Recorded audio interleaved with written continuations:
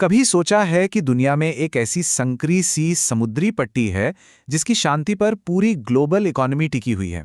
जी हाँ, एक ऐसी जगह जहां जरा सी भी हलचल दुनिया भर में एनर्जी की कीमतों में आग लगा सकती है। तो चलिए बात शुरू करते हैं इस एक नंबर से 27%। अब ये कोई छोटा मोटा आंकड़ा नहीं है। ये दुनिया के समुद्री तेल व्यापार का वो हिस्सा है जो सिर्फ और सिर्फ एक ही रास्ते से होकर गुजरता है। जी हाँ, हम बात कर रहे हैं हॉर्मुज़ जलडमरू मध्य की। ये ईरान, ओमान और फारस की खाड़ी के बीच में है, एक बहुत ही स्ट्रेटेजिक जलमार्ग। और असल में ये दुनिया का सबसे ज़रूरी तेल और नेचुरल गैस का चोक पॉइंट है। तो सवाल ये उठता है कि आखिर ये इतना संकरा सा पानी का रास्ता दुनिया की एनर्जी सप्लाई के लिए एक लाइफलाइन कैसे बन गया, और ये ग्लोबल इकोनॉमी के लिए इतना ज्यादा जरूरी क्यों है।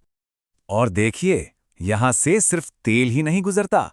जरा सोचिए, दुनिया के समुद्री तेल ट्रेड का 27% और दुनिया की लिक्विफाइड नेचुरल गैस यानी एलएनजी का 22% हिस्सा इसी एक रास्ते पर डिपेंडेंट है। इससे पता चलता है कि ये कितना ज्यादा क्रिटिकल है। अच्छा, इसे चोक पॉइंट कहने की एक बहुत खास वजह है।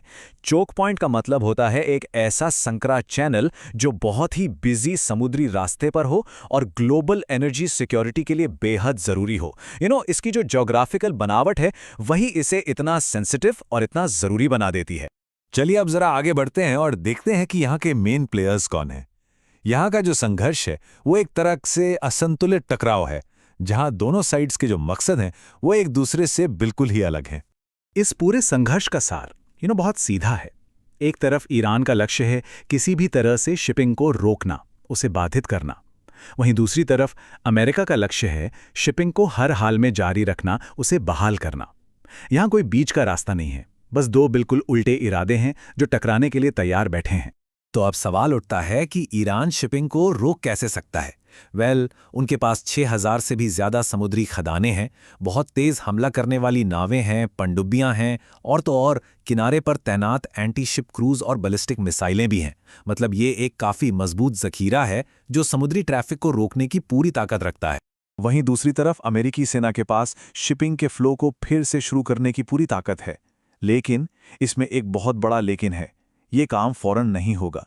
इसमें दिन, हफ्ते या शायद महीने भी लग सकते हैं, खासकर अगर बहुत बड़ी तादाद में बिछाई गई खदानों को साफ करना पड़ा तो। अब बात करते हैं आज के हालात की। आर्थिक दबाव, देश के अंदर विरोध प्रदर्शन और तीखी बयानबाजी, इन सब ने मिलकर इस क्षेत्र को बिल्कुल उबाल पर ला दिया है। इस संकट की गंभीरता को समझने के लिए आइए सोर्स मटेरियल में दिए गए एक काल्पनिक सिनारियो की टाइमलाइन पर नजर डालते हैं, जो दिखाता है कि हालात कैसे बिगड़ सकते हैं। इसकी शुरुआत होती है 2018 की एक असली घटना से, जब अमेरिका ने ईरान न्यूक्लियर डील से खुद को अलग कर लिया और सारे प्रतिबंध फिर से लगा दिए। फिर इस सिनारियो के मुताबिक जून 2025 में अमेरिका ने ईरान के न्यूक्लियर साइट्स पर हमले किए।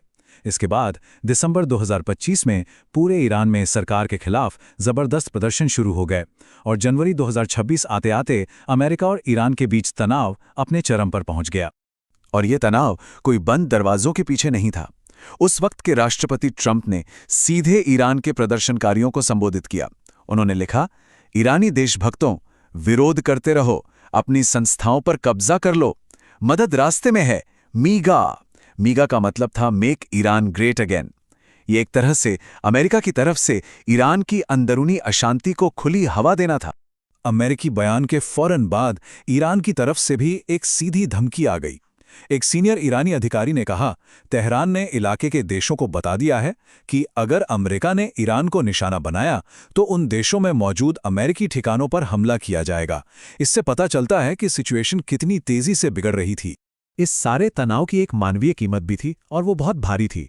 इंटरनेट ब्लैकआउट के बीच चश्मदीदों और डॉक्टरों के मुताबिक प्रदर्शनों पर हुई कार्रवाई में शुरुआती तौर पर लगभग 2000 लोगों के मारे जाने की खबरें आईं।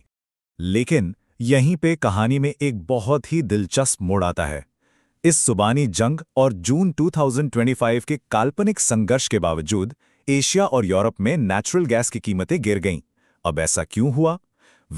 ऐसा लगता है कि फाइनेंशियल मार्केट्स इस बात पर दांव लगा रहे थे कि ये जलडमरू मध्य पूरी तरह से बंद नहीं होगा। शायद इसलिए क्योंकि इसे बंद करने से खुद ईरान समेत सभी को इतना भारी आर्थिक नुकसान होगा कि कोई भी ये कदम उठाने की हिम्मत नहीं करेगा। तो चलिए अब आखिरी हिस्से की तरफ चलते हैं। अगर ये रास्ता बंद हो जाता है तो फिर आगे क्या होगा? क्या दुनिया के पास इस संकट से निपटने के लिए कोई इमरजेंसी प्लान है? देखिए, अगर ऐसा कोई संकट आता है तो दुनिया के पास कुछ इमरजेंसी प्लान्स तो हैं। इनमें पाइपलाइनों के जरिए सप्लाई का रास्ता बदलना, जो एक्स्ट्रा प्रोडक्शन कैपेसिटी है उसे एक्टिवेट करना, देशों का अपने स्ट्रेटेजिक तेल भंडार को रिलीज करना और जो मौजूदा कमर्शियल भंडार हैं उनका इस्तेमाल करना शामिल है। लेकिन इन सारे उपायों की अपनी सीमाएं हैं और असल चिंता की बात यहीं से शुरू होती है।